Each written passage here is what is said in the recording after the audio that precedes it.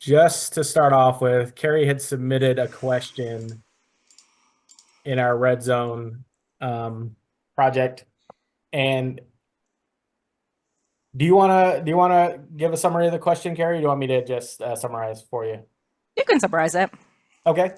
So she has a project and she would like to receive an alert if the participant enters a phone number into a 3-month survey or 6-month survey that is different from their previous entries. And so the problem that she's having is that the baseline phone number that's entered is not a phone number validation. It's an integer because Twilio apparently has problems when the phone number was entered in the formatted way. So she says she tried to create a new variable to transform the baseline phone number into the correct format, but that didn't work. And then she's trying to compare 3 variables, the original phone number to the 3-month phone number and the 3-month phone number to the 6-month phone number, and then would like to have a notification sent out. And she said she created a data quality rule, but the integer and phone formats created issues. So one of the things that I was able to do, first thing I tried to tackle was whether or not I could change the format of the phone number if it was an integer. And then the next step was, once I had that phone number as in the phone number format, could it be compared to another phone number value? Because the two phone number values should be comparable. And because sometimes REDCap does weird things whenever you try to get fancy and build things. So that's what I was working on, was trying to format and then also trying to compare. So this is a project that I created, and I'll go through the design real quick.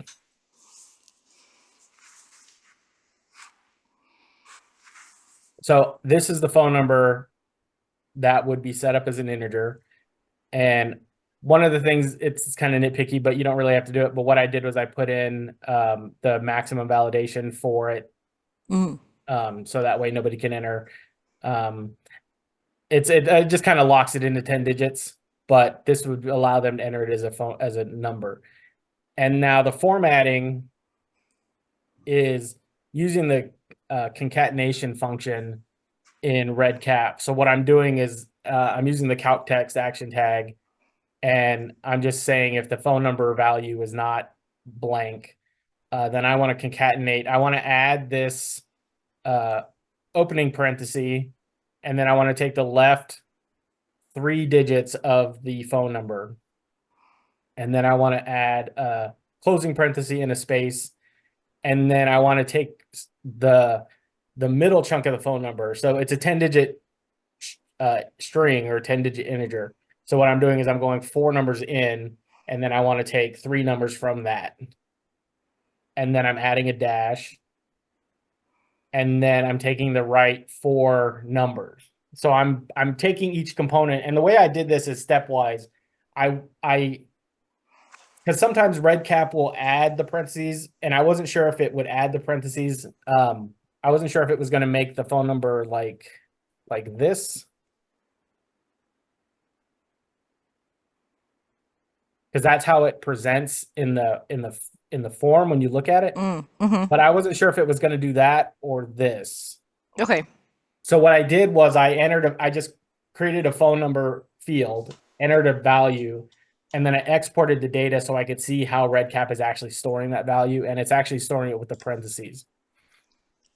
So once I had that, that's how I built. Then I just slowly built this and pieced it together. So once you have this, it generates the phone number in the phone number format. And what I did was, when I created this formatted field, I put the phone validation on there. So that way REDCap will flag it if it's not. So if I messed up this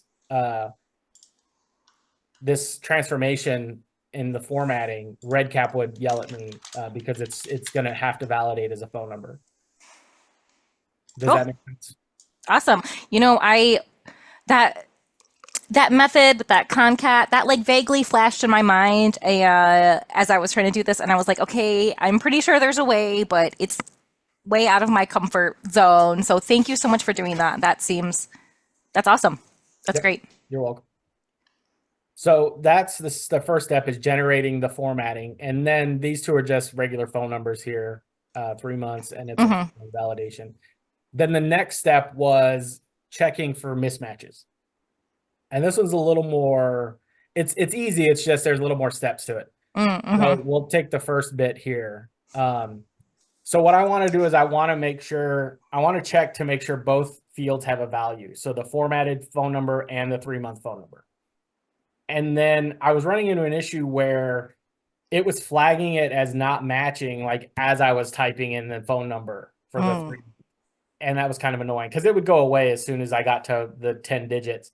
But it was kind of annoying. So what I did was I had put in a length qualifier. So it's not going to pop up unless the length is 14. And that's the 14 is the length of the phone number like this with the characters in it. So this whole Okay. string here is 14 characters long.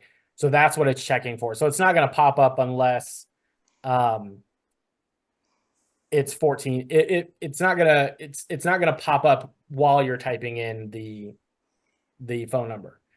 And then finally, the only thing I'm doing is I'm just comparing these two values. I'm saying the formatted phone number with the parentheses and the dash, is it the same as the 3-month phone number that's already been formatted correctly by REDCap? Hmm.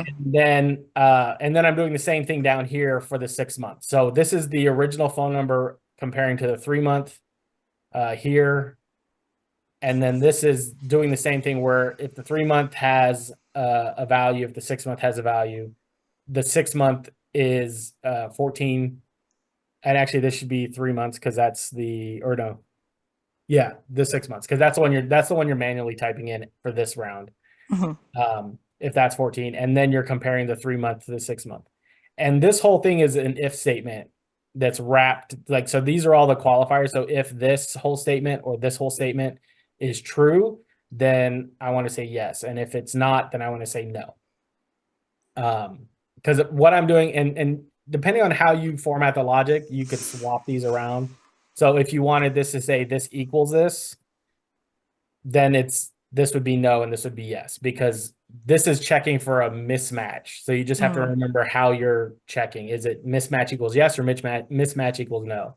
And right now this is mismatch equals yes. So what I'm doing is if any of these two statements are true, then I want to return a yes. And if not, then I want to return a no. And that I'm just setting up so I have a value that I can use for my notification. Mm. It's easier to do because you could really put this in your notification logic and use it that way. But sometimes when I'm building things, I like to make sure that the logic is being triggered correctly. And then sometimes it's just easier to have that as a field and then use that one simple uh, statement instead of having, because if you ever have to change your notification logic, you have to figure out all this. But Yeah. if it's just a yes no kind of thing, then changing the logic on the notification is easier. So once we have that, and I can show you the notification, I just have it set up here that it's going to trigger when this is saved. And all it's looking for is if phone mismatch equals yes. Cool. So I That's could super put all cool. that logic in here, but if I Hmm. have, it's harder to test sometimes because if you have a problem, if it's not firing correctly, you got to figure out what part of that logic is not working. Whereas this is very simple. It's like either yes or no. So I'm just going to send it immediately. And then I'm going to send it. I have it set to send every time it's saved. So if somebody goes into a survey and changes a value, it's going to trigger it again. And then I'm just sending an email with the 3 values and letting you know that it's been changed. So if we go into that, let me just go into a record and I'll add a record here.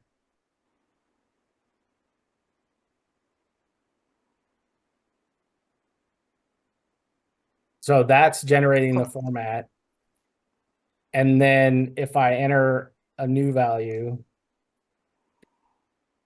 and tab out, it's saying that there's a mismatch. Cool. And if I go back and change it to that, it'll say that there's no mismatch. Awesome.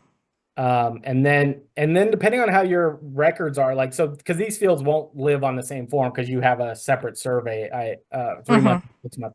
So you might have to set this twice. So because you're going to be checking these two, and then you're going to be checking these two separately. So you would probably want to run those separately. But then you can still put that logic in. You can put like a mismatch 1 equals yes, or mismatch 2 equals yes. Does that make sense? Yeah. Yeah. And actually, I was wondering, sometimes people don't do their 3 month survey. They just do like their baseline and their 6 month. Mm-hmm. So, but we could do that like the same thing and just add like a third situation in that if Yeah, then logic, right? And correct. say like the formatted not equal to the 6 month, right? Yeah, so you would have another one Okay. here Yeah. that would say, and you would probably want to add. So if we grab this one here, this whole chunk.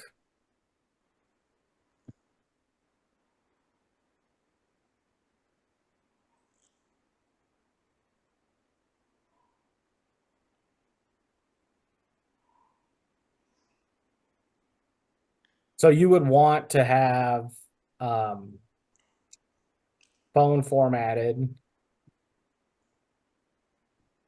is not null, and then this one would be is blank, because you're Hmm. wanting, this is, because if you leave this out, it's going to compare the original to the 6 month all the time, and now you only want to compare it if the 3 month is missing.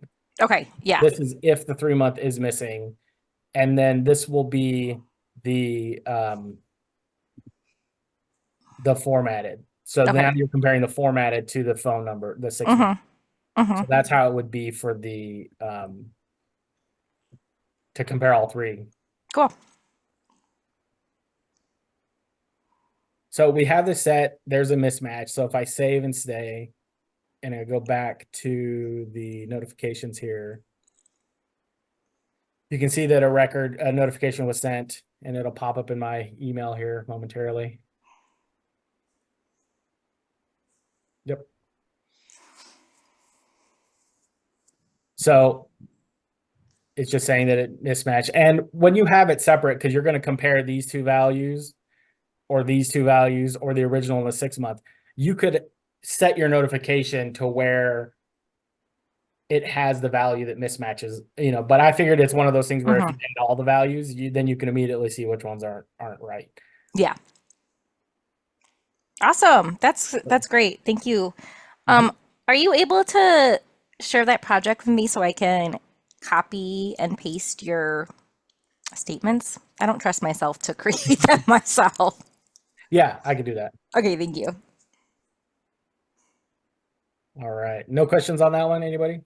Well, I just wanted to make a statement about the Twilio and using an integer as opposed to the formatted one. Your project is pretty old. Yes.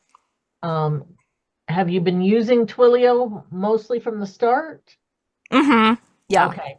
So I Yeah. wonder if they at the beginning it was integer and now they've made it so you can do formatted, because I haven't run into that issue with anybody that I've recently set up. Yeah, I think that issue is like several years old. Okay. And yeah, it was, yes, very old, back to I think before you all were running Twilio for all of us. Oh, for sure. I know Yeah. it's So before it's like, that. yeah, Right. yeah. And yeah, so and I think it it might have been just like a short-lived problem in itself. So Oh, okay. yeah. But it was just like the perfect storm of like when we were doing it was when that problem was occurring. Right, right. All right. Well, that's why I asked you for your PID, so I could just take a look and verify again that, I was not incorrect. But it does accept either the integer or the formatted Hmm. now. So Yeah. just That was it. Yeah. That's Cool. the only thing I've got. Awesome. Thank you. Yeah, hopefully other people Nope, shouldn't nope. have this problem. So yeah. Well, we have a nice little solution now that Manny created in case Yes. it comes up again. Yes. Thank you for another ancient project.